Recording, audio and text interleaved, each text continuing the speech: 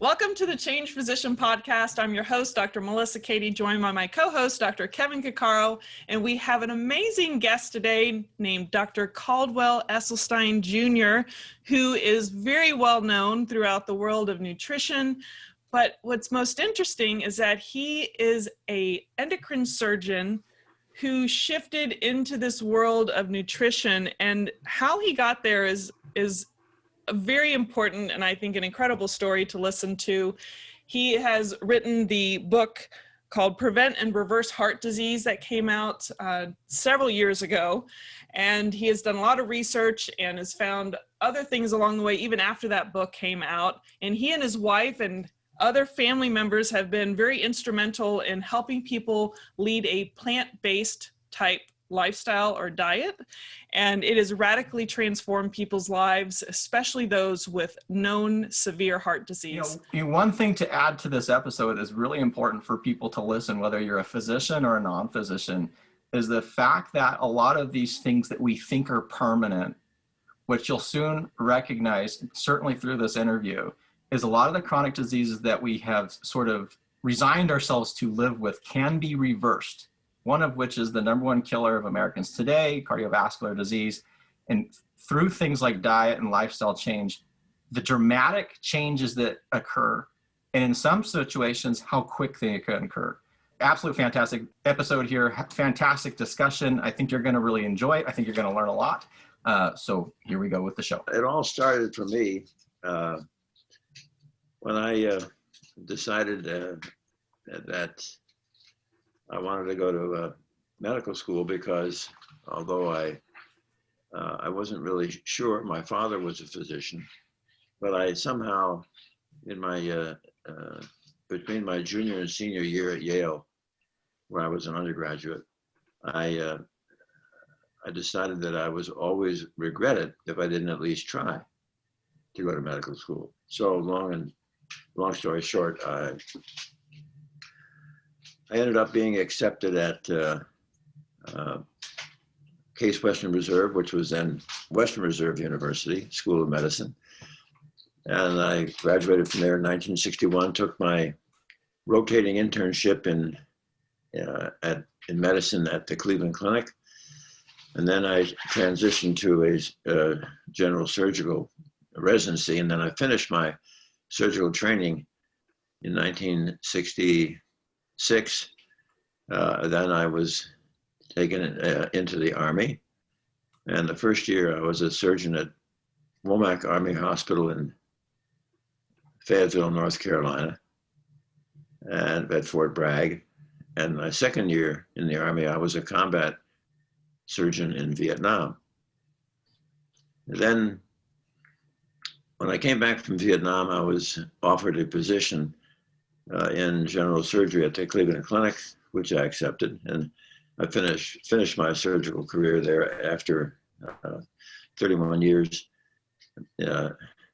Some 20 years ago. But it was during I guess the first 9 years at the Cleveland Clinic that I was chairman of our breast cancer task force and head of the section on thyroid and parathyroid surgery, that I became so disillusioned with the fact that for no matter how many women I was doing breast surgery, I was doing absolutely nothing for the next unsuspecting victim. And that led to a bit of global research on my part, and it was quite striking to see that there were multiple cultures like Kenya, where breast cancer rates were 30 and 40 times less frequent than in the United States. And if you were to look at rural Japan in the 1950s, breast cancer was very infrequently identified. And yet as soon as the Japanese women would migrate to the United States, by the second and third generation, they now had the same rate of breast cancer as their Caucasian counterpart. So even more compelling perhaps was prostate cancer. In 1958, in the entire nation of Japan, how many autopsy-proven deaths were there from prostate cancer? 18. Mm-hmm. Entire nation, the most mind-boggling public health figure I think I've ever encountered. And By 1978, 20 years later, they were up to 137, which still pales in comparison to the 28,000 men who will die of prostate cancer in this country this year. But along about this time in his research, it became rather compelling to witness that there were multiple cultures where cardiovascular disease was virtually non-existent. And then it dawned on me that it would probably be much more bang for the buck if we could take the leading killer of women and men in Western civilization, cardiovascular disease, because if we could persuade people to eat in a way that they would protect themselves from cardiovascular disease, it would also most likely diminish the likelihood of acquiring the common Western cancers of breast, prostate, colon, and pancreatic. So that was how that transpired, but you just can't sort of say that and have people do it. You've got to have more data. And so it was apparent to me that I would have to do some research. And so I was able to speak with the chairman of cardiology in 1985. That was Dr. Bill Sheldon, and he allowed me to make a presentation before the cardiology department because I needed 24 patients, which is a small amount, but I needed a small amount of patients who were seriously ill with heart disease and to try to see if we could get them to eat plant-based nutrition and see if we couldn't halt or reverse their disease. And that was started in 1985. And what was the great hurdle that I felt was how do you take these patients and get them to really stick to a plant-based diet, which is a very significant transition from the typical Western diet.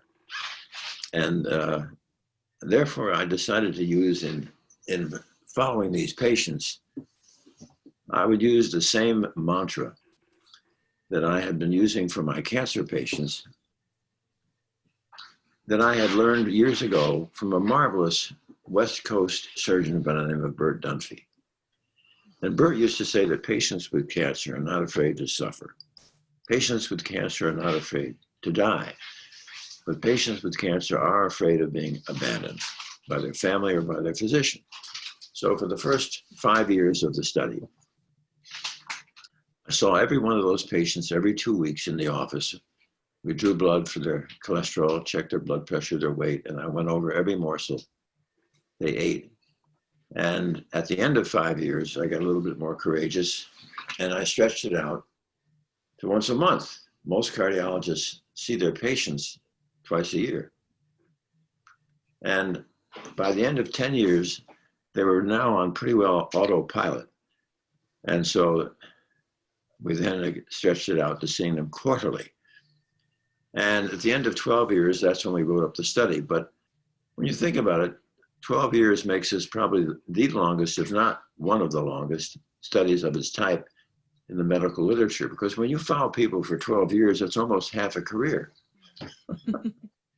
Oh. Exactly. But what was exciting was the fact that we were seeing some very exciting results. I mean, these were patients who had failed their first or second bypass. They had failed their first or second angioplasty, or they were too sick for these procedures, or they had refused. And 5 were told by their expert cardiologist that they wouldn't live out the year. And those 5 all made it for close to 20 years. So it was very gratifying and very exciting. And so we wrote this up in the Journal of Family Practice in 1995, which was the 5-year results. And then later on, we wrote up the 12-year results. And it was very exciting because when we looked, especially at the 18 patients who stayed with us, because there were 6 nice guys who I knew within the first month or two of the study, they just didn't get it. And so I had no money for this study, and I released them full-time to their expert cardiologist. So there were the 18 that remained. It was interesting. At 12 years of follow-up, we looked back at the 8 years prior to coming into our study. While they were in the hands of expert cardiologists, I wanted to know how many cardiac events they had had of progressive disease. And among those 18, there were 49 events in various categories of worsening stress test, a worsening angiogram, a heart attack, or a stroke. And it was interesting that when we compared that with how those same 18 had done in the 12 years that were on our program, 17 of those 18 had no further events. One little sheep, after 6 years, wandered from the flock, got into the lamb chops, French fries, glazed donuts, and had more angina, had to have bypass, but he's now back with the flock, but proves the point that I'm trying to share with you today. So that was sort of the exciting background. I began to feel that we were seeing such positive results that I would feel it was appropriate to have a national conference on the prevention and reversal of heart disease, because here we were. By this time, we also have seen Ornish's data and my own data, and it was really high time to try to sort of bring this to the broad spectrum of people who were in the medical field. We wanted to focus on cardiologists and nurses and physicians who had this kind of an interest. And there were 100 people who came to this, and we had this in Tucson, Arizona in 1991. And also my good friend Colin Campbell was there, and Dean Ornish was there. We had William Castelli, who was director of the world famous Framingham Heart Study outside of Boston, and a host of other really rather legendary physicians. But, you know, not surprisingly, we didn't turn the world upside down, but I was inspired enough with what we were getting results to repeat the similar conference, this time with 500 people attending, and it was held in Disney in Florida, in Epcot.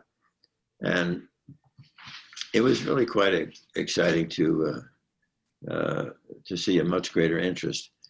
And then since then, there have been now, once a year, there are about between 5 and 6 or 7 conferences on plant-based nutrition and the benefits that it has for health. Since that time, I did continue to see patients with cardiovascular disease. And we wrote up another group. This time we followed them close to 4 years. This time there wasn't 18, because one of the criticisms of our study was it was small, it wasn't randomized. It was Dr. Esselstyn, this is a severe diet change. What makes you think you could ever repeat this study and get similar results? So we did, this time with 200 patients. 2 were lost to follow-up, but the other 198 we followed, and they all had severe cardiovascular disease. And it was really quite exciting to see that of those 198, 177, which was actually 89.3%, almost 90%, were following the program. And over that 4-year period, they had no further events, except for one patient who, again, while he was in China, he strayed and began eating off the economy, had a small stroke from which he recovered. But here again, we were seeing the power of plant-based nutrition, because the 21 patients who did not follow the program, 62% had further progression of their disease. So that kind of is bringing you up to date quickly on where things stand at the moment. It's really high time to really continue to get the medical profession to come on board with this power. Because when you look back, it's been now almost 100 years. 100 years that we have known that there are multiple cultures on the planet Earth where cardiovascular disease is virtually non-existent. And here it is, the #1 killer of women and men in Western civilization. This is not a malignancy. And you don't have to use a pill or a stent or a bypass to cure it. Matter of fact, those things have nothing whatsoever to do with trying to treat this disease because they merely treat symptoms. When you treat the causation of the illness, that's when you see it halt and begin to reverse. Well, you can't, I mean, I think both of us feel very strongly that that is so true.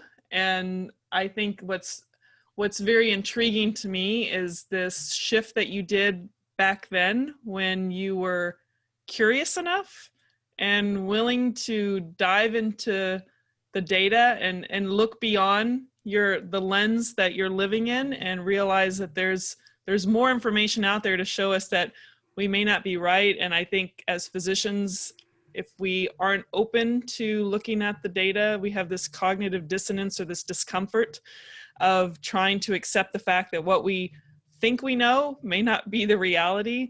And so I'm curious back then, because it can still be a struggle now, trying to so-called convince or prove to other clinicians that, I mean, back then, how did you handle, you said you couldn't just come out and say it. You had to show the data.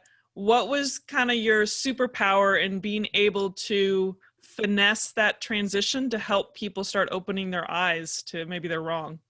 Well, what helps a lot with physicians is, I find, there are two things. One, we did angiograms before and after, and the angiograms showed disease reversal. Yes. We also did something called a Doppler ultrasound of the carotid artery, where we were able to show we could not only halt that, but reverse it in many patients. And also, there is, when somebody has a problem, let's say the partially blocked artery in the thigh. This is a gentleman from one of our earliest patients. He had to stop 5 times crossing the skyway to my office because of this partially blocked artery in his thigh, which deprived his calf muscle of enough blood and oxygen and nutrients, so that he had to stop 5 times, allow the calf muscle to fill up with blood again, walk another 20, 25 yards, do it again. Yeah. So we, at his right ankle, we then did, at the time we first saw him, a thing called pulse volume. And I was so focused on his heart, I totally forgot about his leg until 10 months after working with him. One day in the office visit, he said, "Dr. Esselstyn, do you recall when I first started seeing you, I had to stop 5 times crossing the skyway to your office?" He said, "You know, in the last month or two now, the pain began to go away and now it's gone." I said, "Well, back you go to the vascular lab." So then I have this slide that shows the new pulse volume was absolutely doubled. And this was an absolute eureka moment for us, because this was in 1986. This was a year before the statins came out. So anybody who said, "Well, Dr. Esselstyn, that was probably the statin." No. We had absolute rock solid, irrefutable proof that food and food alone could absolutely reverse cardiovascular disease. Then we did it, so we've had an angiogram, we've had the PET scan, we had the pulse volume, and then I'm going to tell you about the PET scan. In the PET scan, when they had it, the heart muscle, if there's good blood supply, appears orange or yellow. But in this gentleman's heart, there was one patch that was absolutely green because it's ischemic, it lacks normal blood supply. As a matter of fact, it's quite deprived of blood supply. So we counseled him. He went plant-based. We repeated the PET scan in 3 weeks. And the area that was formerly green or with poor blood supply, the blood supply was now restored, and it was now yellow and orange. So it's really quite exciting to see how rapidly at what we call a microvascular level, because you don't wash out any large significant blockage or plaque in 3 weeks. But what you do is you change what we call the endothelial output of nitric oxide. And nitric oxide is this vessel's strongest blood vessel dilator, so that this entire cascade, these thousands and thousands of intramuscular arteries, which have been sort of pinched because of a lack of nitric oxide and an overdose of what we call vasoconstrictors, because your endothelial cells become, shall we say, your enemy. When they've been so beaten up and deprived with Western eating, they make a molecule of endothelin and thromboxane, which are vasoconstrictors. So there's not a block per se, not a mechanical block in these tiny arteries. They are just all in sort of semi-spasm, if you were, or pinched. And suddenly when you open up those 1,000, within 3 weeks, they're open up. That's a tsunami of additional blood supply for this this heart. And I probably should take a moment and mention another way you throw the hook for the patients in vocabulary they can understand, and also you use the same vocabulary for the doctors when you want them to understand this, namely that all experts would agree that where this disease of cardiovascular disease has its inception, its onset, its beginning, is when we progressively injure the life jacket and the guardian of our blood vessel, which happens to be that delicate innermost lining of the artery, the endothelium. And the endothelium is responsible for making this magic molecule of gas, nitric oxide, which is responsible for the salvation and the protection of all of our blood vessels because of its remarkable functions. For example, nitric oxide will keep all the cellular elements within our bloodstream flowing smoothly like Teflon rather than Velcro, keeps things from getting sticky. Number two, nitric oxide is the strongest blood vessel dilator in the body. When you climb stairs, the arteries to your heart, to your legs, they widen, they dilate, that's nitric oxide. Number three, nitric oxide will protect the artery from becoming stiffened, thick, or inflamed, protects us from getting high blood pressure, hypertension. Number four, here is the absolute key. A safe and normal amount of nitric oxide will protect us all from ever developing any blockages or plaque. So literally, everybody on the planet Earth who has cardiovascular disease has their disease because now in the preceding decades, they have so sufficiently trashed, injured, compromised, and turned their endothelial system into a train wreck that they no longer have enough nitric oxide to protect themselves from making these blockages or plaque. However, the good news is that this is not a malignancy.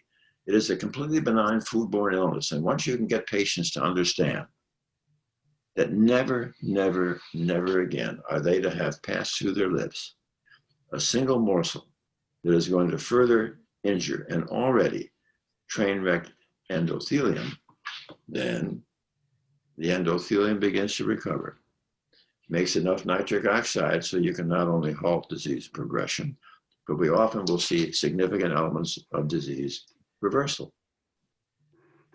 Which, now, what are the foods that every time they pass your lips, you injure the endothelial cells? They are, one, any drop of oil, olive oil, corn oil, soybean oil, safflower oil, sunflower oil, coconut oil, palm oil, oil in a cracker, oil in a piece of bread, oil in a salad dressing. Oil injures the endothelial lining, as does anything with a mother or a face, meat, fish, chicken, fowl, turkey, and eggs, and anything that is dairy, milk, cream, butter, cheese, ice cream, and yogurt, and sugary drinks, diet colas, Pepsi and Coke, and I don't like sugary foods, Sugar injures endothelial cells. Sugary foods such as cakes, pies, cookies, stevia, agave, excesses of maple syrup, molasses, and honey. And I don't like, for my heart patients, okay if you don't have heart disease, but if you have heart disease, I don't like nuts, peanut butter, cashew sauce, nut butters, or avocado. And finally, no coffee with caffeine in my patients. Yes, they can have coffee that is decaf. All right, what are you going to eat? All these marvelous whole grains for your cereal, bread, pasta, rolls, and bagels. 101 different types of legumes, lentils, and beans. All these marvelous red, yellow, and green leafy vegetables, white potatoes, sweet potatoes, and fruit. And there are many, many delicious recipes that have been devised for that style of eating. Now, there is one thing that we have added just in the last 9 years. It's not in the book.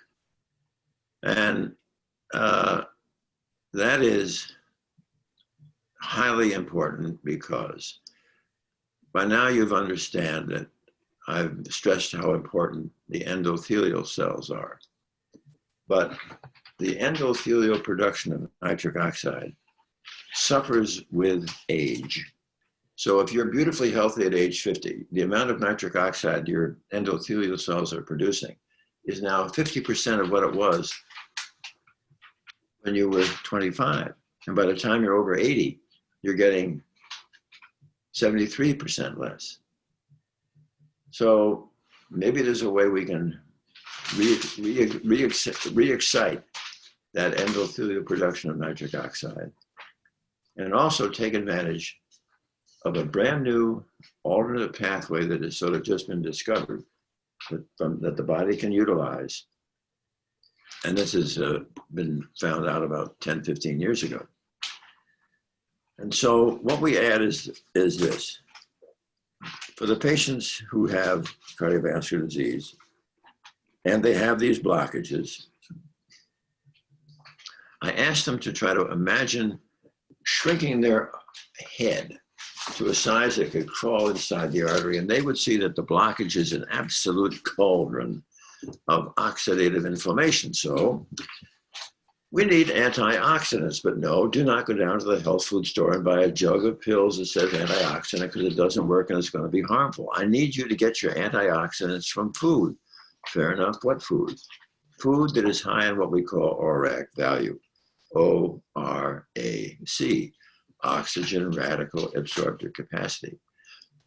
So if you're having raspberries, blueberries, strawberries, and blackberries on your morning oat cereal, that's a terrific start. However, nothing can trump the antioxidant value of green leafy vegetables. So I need you to chew 6 times a day green leafy vegetable that is roughly half the size of your fist. And then the first must be boiled in water 5.5 to 6 minutes so it's nice and tender. And then you must anoint it with either rice or balsamic vinegar, several drops, because the acetic acid in those vinegars in research has been shown to restore the nitric oxide synthase enzyme that is responsible within the endothelial cell for making nitric oxide. Now, the second great benefit when chewing these is it restores the capacity of your bone marrow to once again make the endothelial progenitor cells. What do?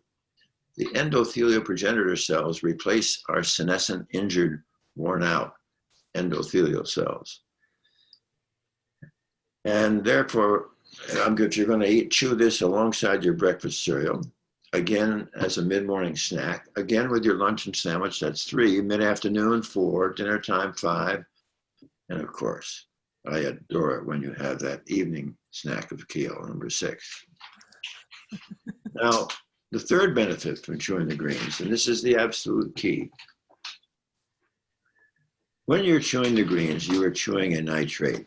As you chew this nitrate, it is going to mix with the facultative anaerobic bacteria that reside in the crypts and grooves of your tongue. Those bacteria are going to reduce the green nitrate to nitrite. Now, when you swallow the nitrite, it is your own gastric acid, which further reduces the nitrite to more nitric oxide. So literally what you're doing now is the following. With no hideous side effects, no significant additional expense, from dawn to dusk, all day long, you are restoring the very molecule, nitric oxide, the deficiency of which has given you this disease in the first place. Now, a couple of caveats. Toothpaste with fluoride, public drinking water with fluoride, mouthwash, all three of those will injure the beneficial bacteria in your mouth. And we want to also avoid antacids, because antacids will reduce your gastric acidity and you'll not be able to convert or reduce, that is, the nitrite to more nitric oxide.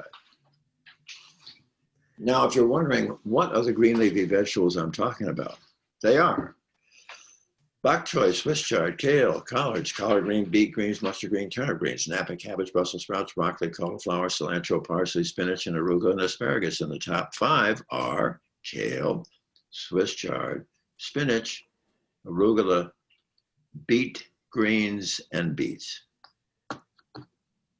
You are a natural teacher. That's my story. So you know, I just have to go to it.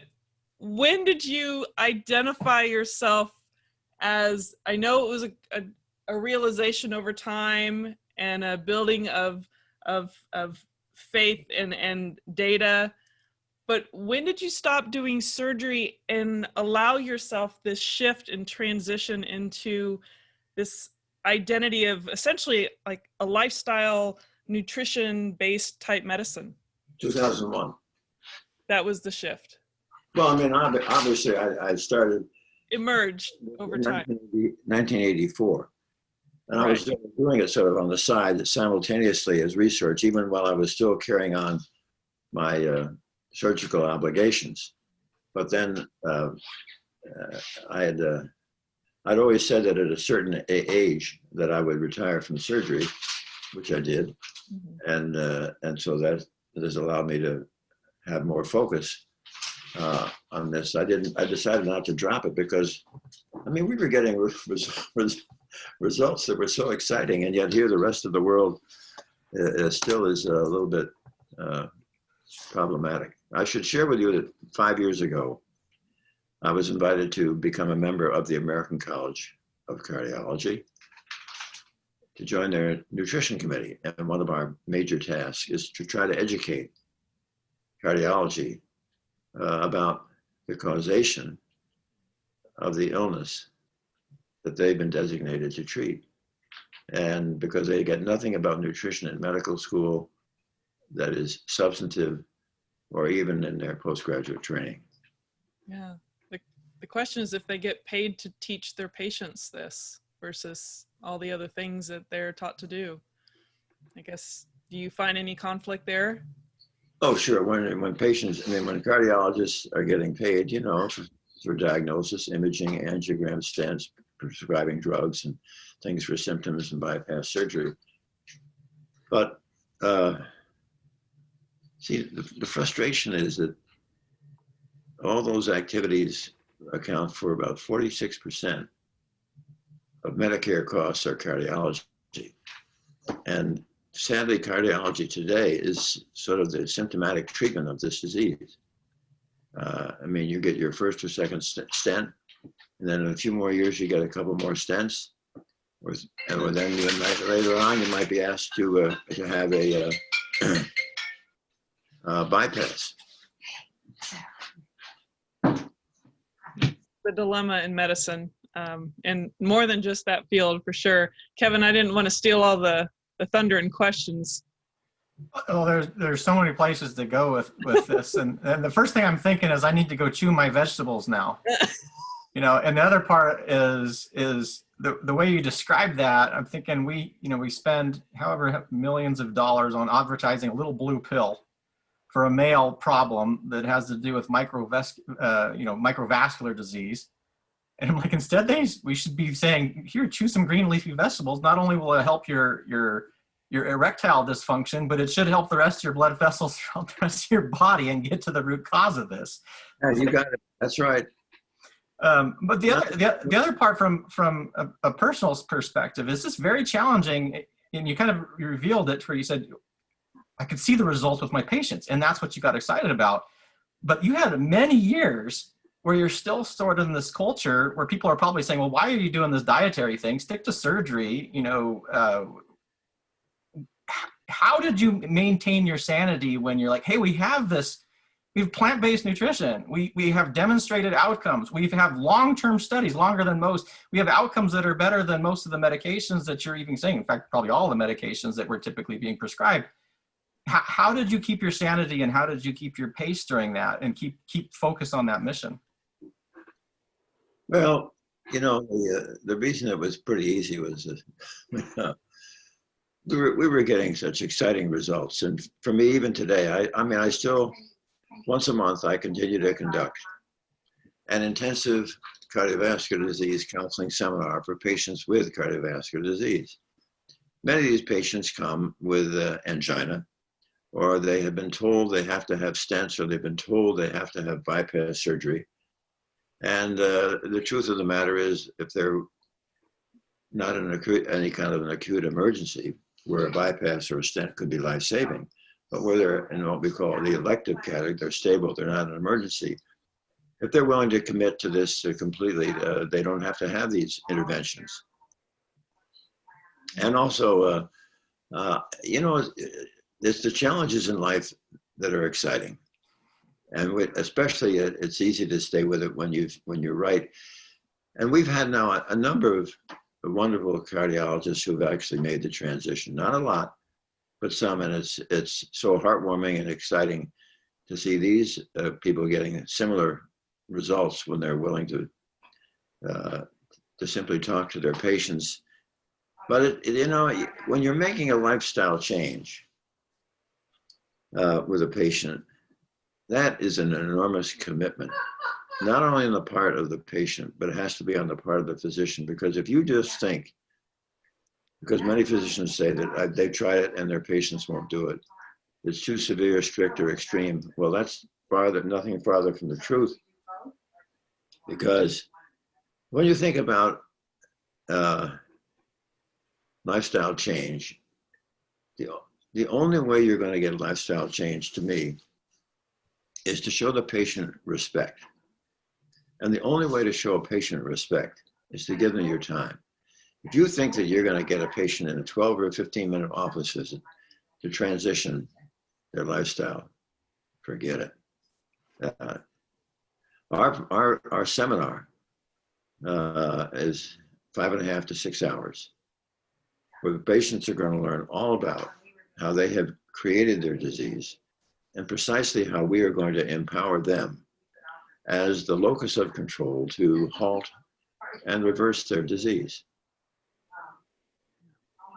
And to do that, you got to give them your time.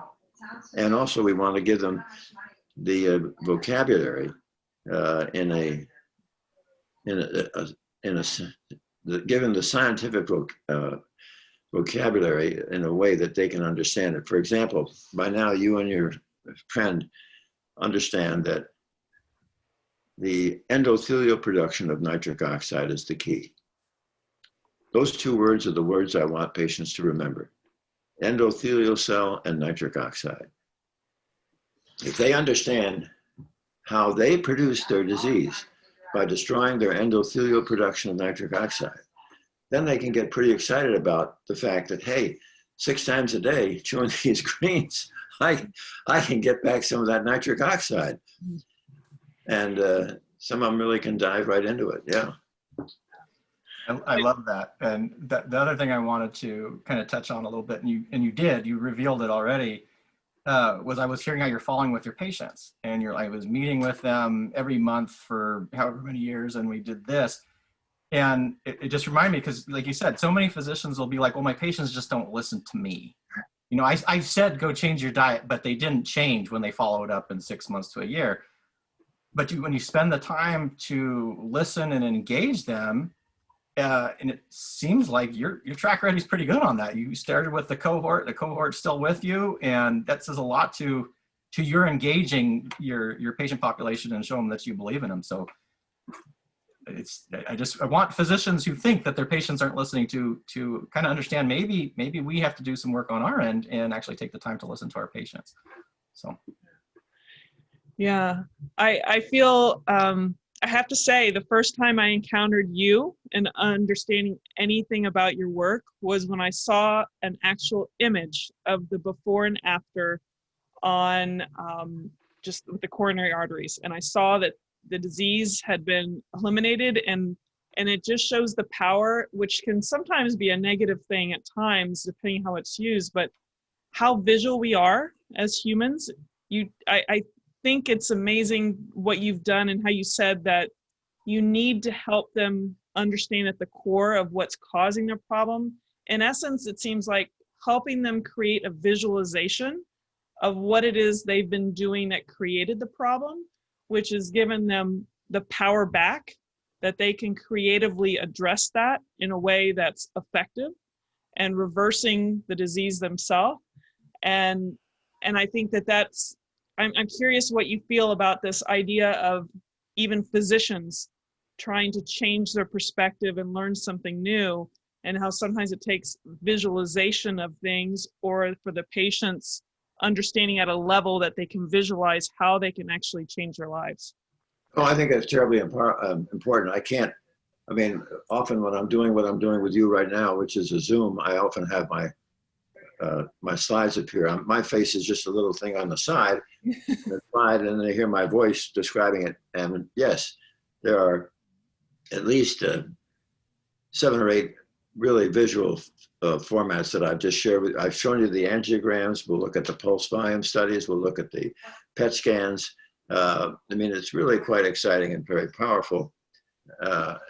Absolutely with what you were just saying. And namely, you back it up, what you're saying, with the actual visual proof. And then the other thing we have always in our seminar, we usually wind up with 1 or 2 of our local or regional participants who've had a previous successful experience, because they can be so articulate and so powerful. Because if I give the science and then Ann comes along and gives them about all the practicality about plant-based eating, how to acquire and prepare these foods, and then they sit there wondering, well, how do I know it works? Well, then bingo, in comes Jim or Art or somebody else, and they give their story, and then it's all over. It's so powerful. Right. So you have all those dimensions and that's what I think makes us able to have close to a 90% adherence. Can you imagine somebody, after putting up with me for 5 or 6 hours and understanding about the endothelial cell and nitric oxide? How could anybody with a brain in their head come up to me afterwards and say, Dr. Esselstyn, gosh, that was fascinating, but you know, Lois and I have been married for 35 years, and we're going to have our wedding anniversary in 2 weeks, and boy, am I going to destroy my last few endothelial cells. What? That's not going to happen. The power of a persuasive discussion. And I guess that's the other thing about this is that you haven't just produced research, and you haven't just said, well, this is what you need to do, is you framed your message in such a way that it's easily digestible, understandable, and actionable. And I think that's another kind of key lesson for physicians, is if you have this information and knowledge that we know is beneficial for people, there takes some work on thinking about how we deliver that information to our patients and clients so that it's useful to them. And your presentation today was just remarkable. I just absolutely loved your teaching style. I loved the details that you provided in the ability to contextualize and take very complex information and make it so meaningful. So kudos, absolutely, that was amazing. Thank you. Well, we want to be respectful of your time, and thank you. yes, and I just want to, mention that for those that, and feel free to add to it if you want to, but people that want to follow what you're doing at dresselstyn.com. Some of the papers, they'll see the success stories.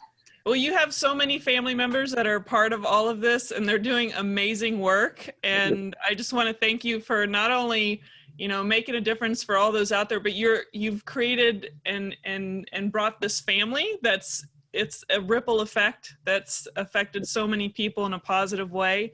And I just want to thank you for your time.